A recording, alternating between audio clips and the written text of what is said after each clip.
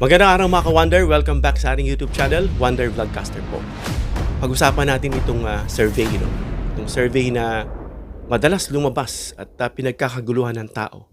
Marami dyan natutuwa at maraming malalo na naiinis.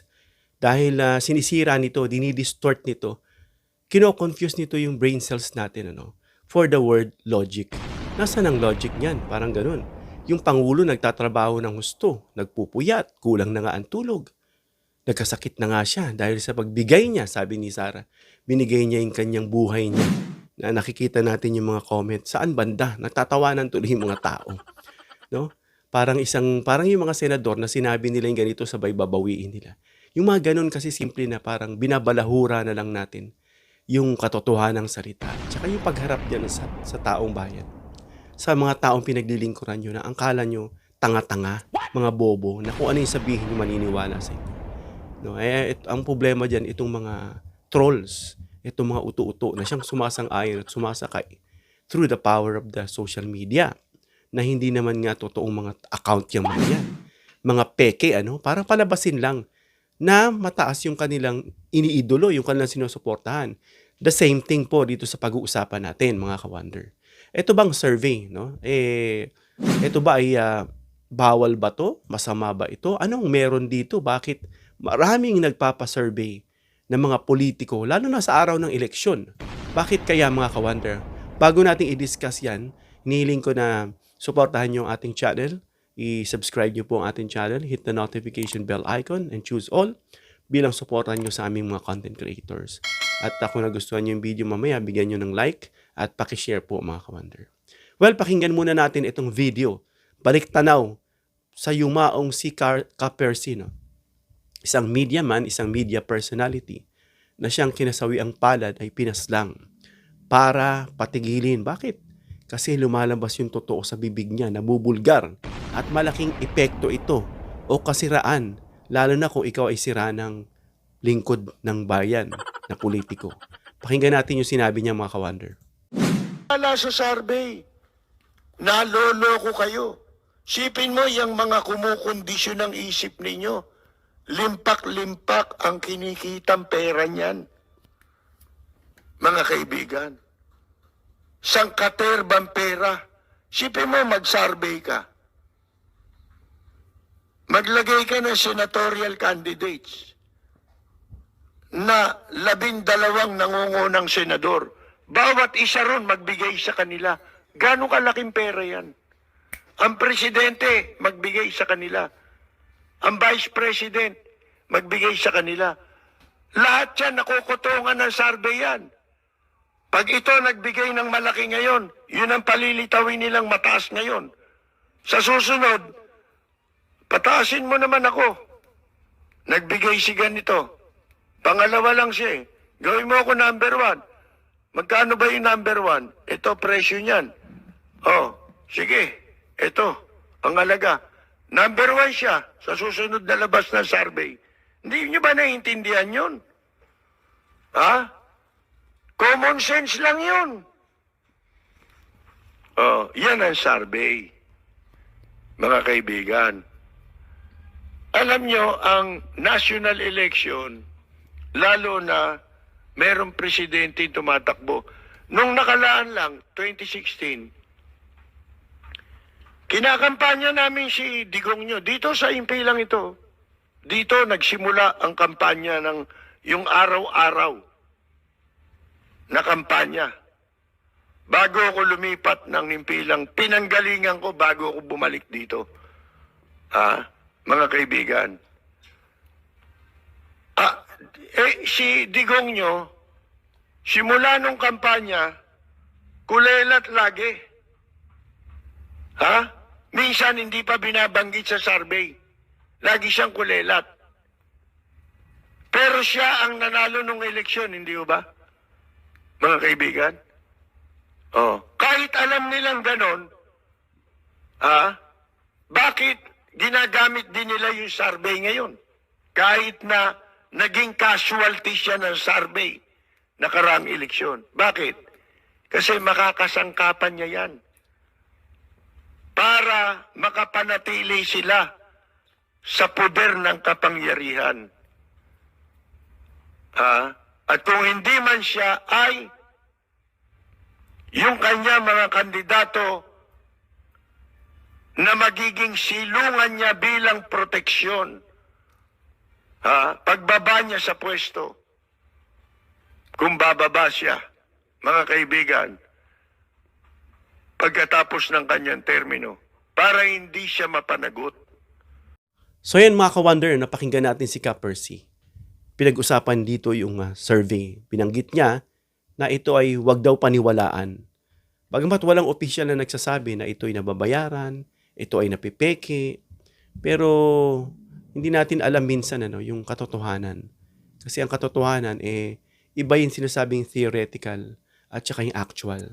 So kung ano yung nakikita natin yun, nasa sa atin na pong desisyon yun kung paniniwalaan natin o hindi. Well, ang tanong, bawal ba yung survey? Para saan ba ito? Totoo ba itong ginagamit? Binabayaran nila, gaya ng sabi ni Ka Percy, binabayaran. Lalo na pag eleksyon, kumikita ng limpak-limpak na pera itong mga private or mga commissioned entity na ito.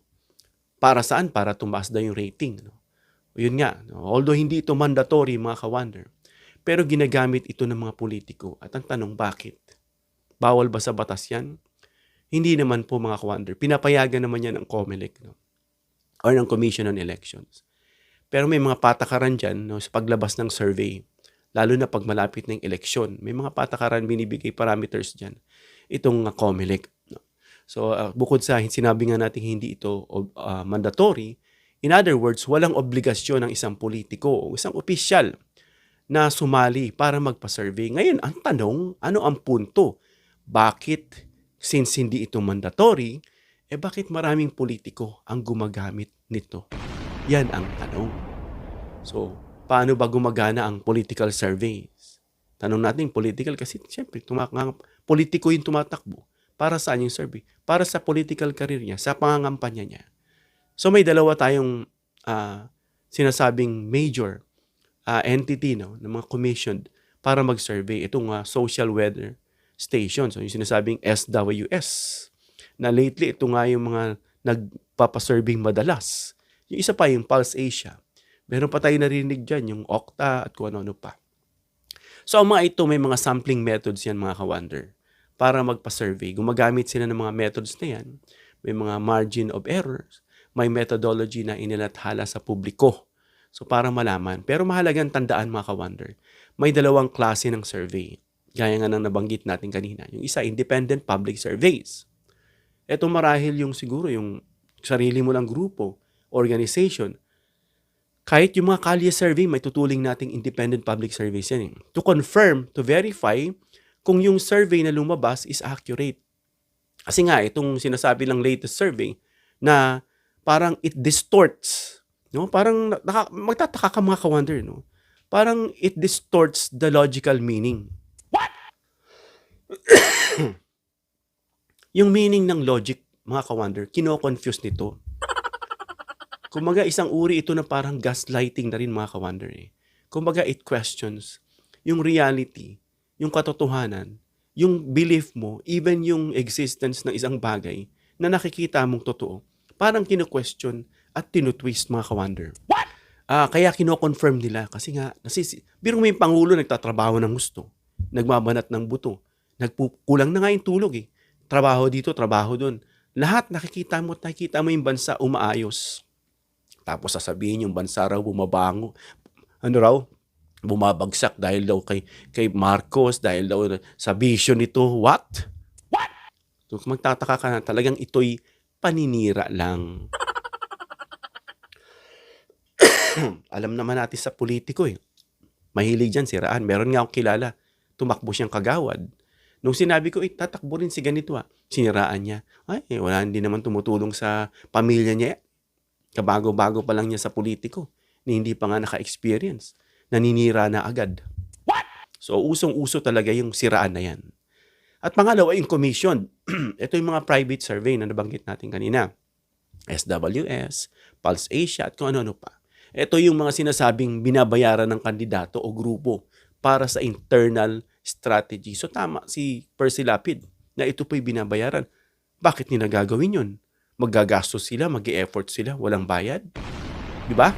So, totoo bang binabayaran itong survey na to para tumaas ang rating? So, nagiging isa itong kontrobersyal, mga ka-wonder, no?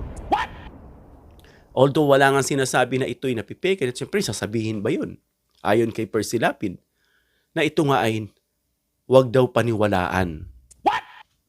Well, ito ay nagiging controversial mga ka-wonder. No? Totoo nga na may sinasabing commission survey at legal ito, no, for internal use.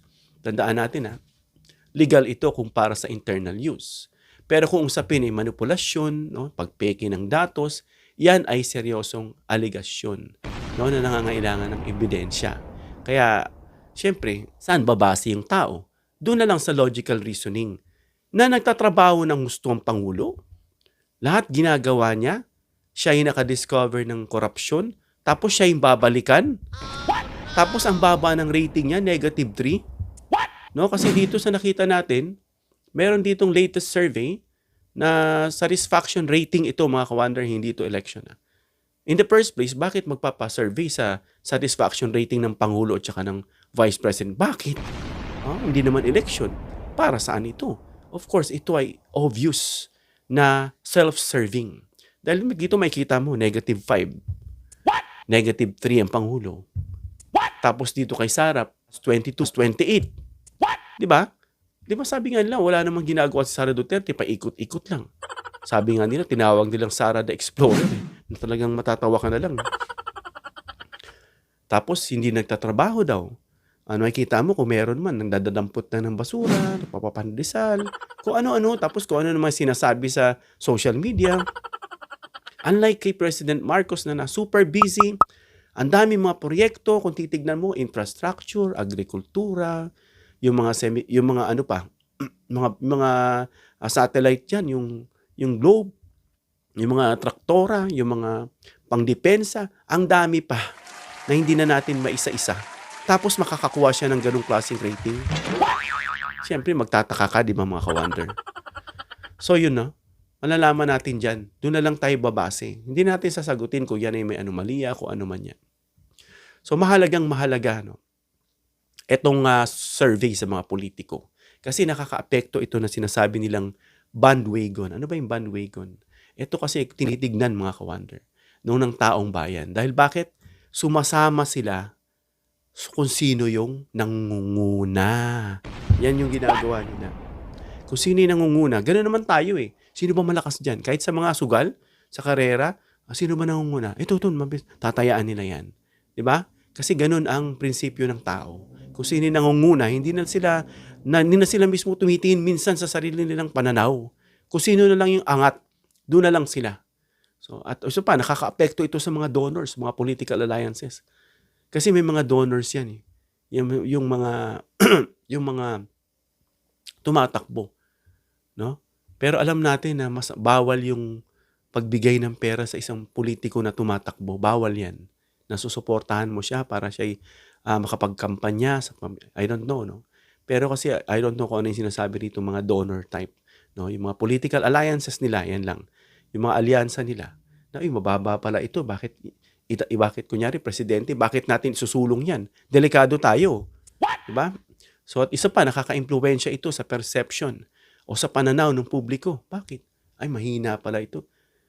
Mababa, siguro ano yan. May alam tayo, mayroon tayong hindi alam tungkol sa taong yan. Mga ganun mga banat dyan, mga ka-wonder.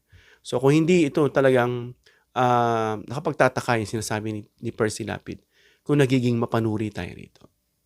So yun, alam na natin na nakikita nga natin na yung nangyayari despite sa ginagawa ng Pangulo, bakit ganun? It distorts the definition of the word logic. Yung ating rationality parang nagagaslight. Kaya dapat alamin natin, hindi tayo basta-basta. It's our opinion.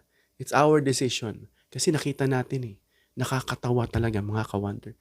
Parang ito ba'y joke? Sa lahat na nangyari pagsisikap tapos yun lang ang rating mo? So hanggang dito lang tayo mga ka-wonder. Comment down below your opinion para mabasa natin. Give me a thumbs up if you like this video para ma-share ni YouTube sa iba pang viewers. Please share this video para malaman nila kung dapat bang paniwalaan yung survey o hindi. ayon sa patotoo ni Percy Lapid. Please subscribe, hit the notification bell icon, and choose all bilang suporta sa aming mga content creators. Hanggang sa muli mga ka-Wonder. God bless.